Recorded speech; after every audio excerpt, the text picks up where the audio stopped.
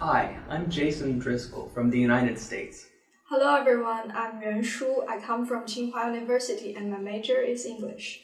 Hello everyone, my name is Wang Yinan, and I'm also an English major student from THU. For our Skills Power Station, we'll be talking about making predictions. Making predictions is an essential skill that you can use when listening that will help you understand what the speaker is saying better.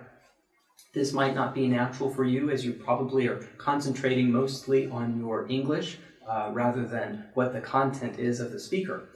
But if you try this deliberately, intentionally, you can focus on what the speaker is saying and comparing this information with the things that you already know. In this way, you'll start making predictions when you're listening. Jason, I have a question for you. According to your statement, we can only make predictions when we are carefully listening. For example, if I'm tired or the subject is a little boring for me, then I just can't focus myself. How should I continue predicting? If you have trouble focusing, I think it's even more important that you try to make predictions while you're listening. Sometimes a thing that might help is if you are taking some notes and you can write down some key words that you expect you are about to hear in the next thing that the speaker is going to say. And I also have a question, and I think, as you mentioned before, that making prediction is kind of like a natural thing. And I also think that making inference is also a natural thing when you're hearing people talking about something. So are there any connections between these two things? I think in this case, they're essentially the same. How you make predictions while you're listening and how you infer information that you think that you're about to hear, it's basically the same thing.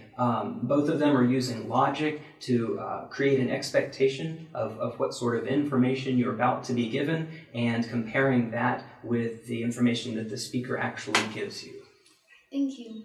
Well, I have another question. Then, as we talk about making predictions, then how should we make predictions? Some tips or strategies for making predictions. Yes. You can read the title or the headline of the material that the speaker is giving you. If there is a PPT or if there is a book that the speaker is using for this material, make sure that you're familiar with the title or the headline, and each category that the speaker gives you as well might have some information that comes in a title. Another strategy might be to study other given information, such as words or pictures or charts and graphs that the speaker might be using as they are giving the lecture.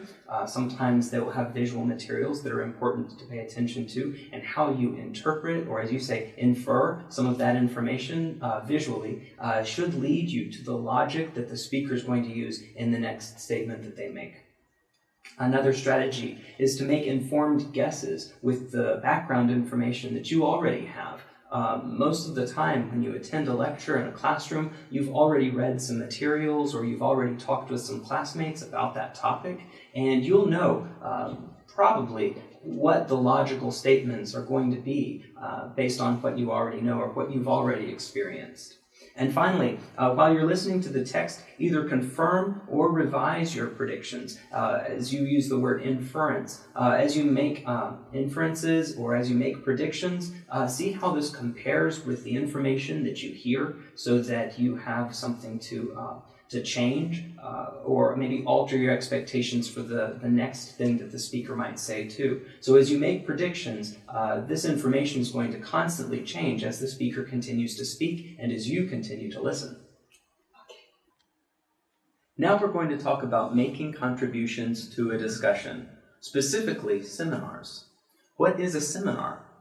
A seminar is like a class that is taking place in a shorter amount of time. Generally, seminars are available for people for personal training or specialized instruction in a particular field of study.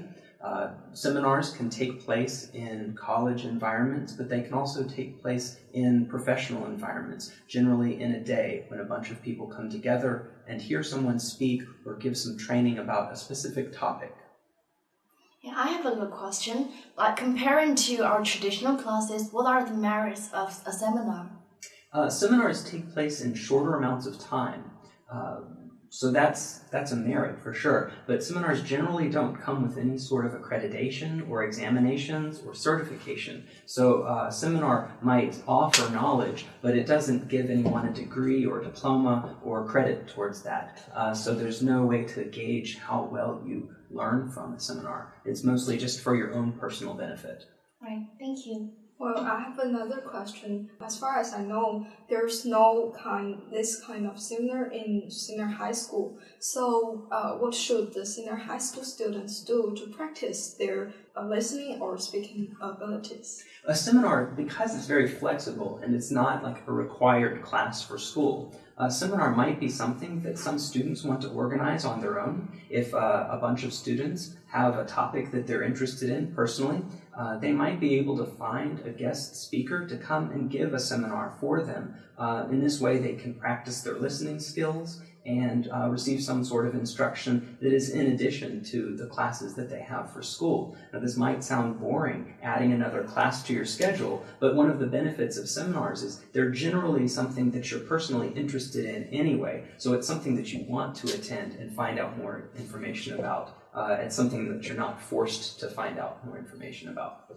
Seminars are also sometimes available to the public for free. Sometimes there might be a fee in order to attend, but high school students, if they hear about a seminar that is available in English, is a perfect chance to practice their listening skills and also be able to interact with the speaker, because it's an opportunity to ask questions and talk with other people that are attending the seminar to measure how much they've learned in comparison with other people that are there.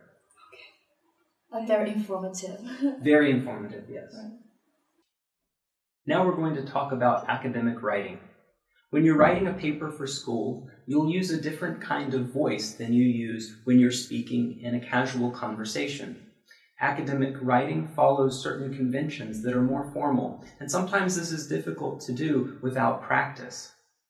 Oh, Jason, I have a question on vocabulary. You know that we are supposed to use academic words when we are writing, but how do we identify what kind of words are academic words? Academic words are difficult sometimes to know if it's academic or if it's casual. It's usually easier to figure out if words are appropriate for your paper if you've already seen them in examples from other papers that you've read that are also written academically. Usually the sources that you use for research are going to give you examples of words that might be specific to certain topics or certain subjects, and these are the words that you're going to want to incorporate into your paper as well. Likewise, it's important to avoid using words that are not academic, and sometimes those might be more difficult to identify. Colloquial expressions, contractions, slang terms, these are all sorts of things that will not fit in an academic paper. They won't be so formal. And as for me, the grammar had always been a very troublesome issue. So how can I avoid making those trivial grammar mistakes when I'm doing the argumentative writing? Grammar is also so important for academic writing. The stronger your grammar, the stronger your idea is going to be when you're writing it in your paper. I also recommend that students look for examples when they are reading and doing research about the ideas that they're going to present in their paper. I think that it's important to try and internalize the voice that they find in their research so that they can use that when they're writing their own paper. Thank you. But well, I think that many students find grammar is a little bit boring. So what can we do about that?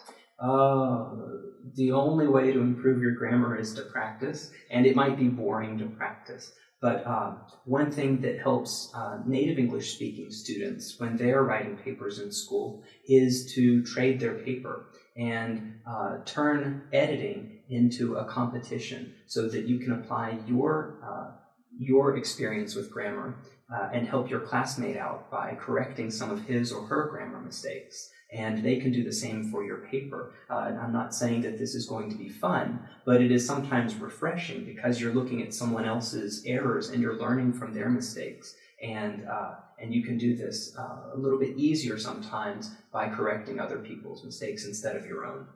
Thank you.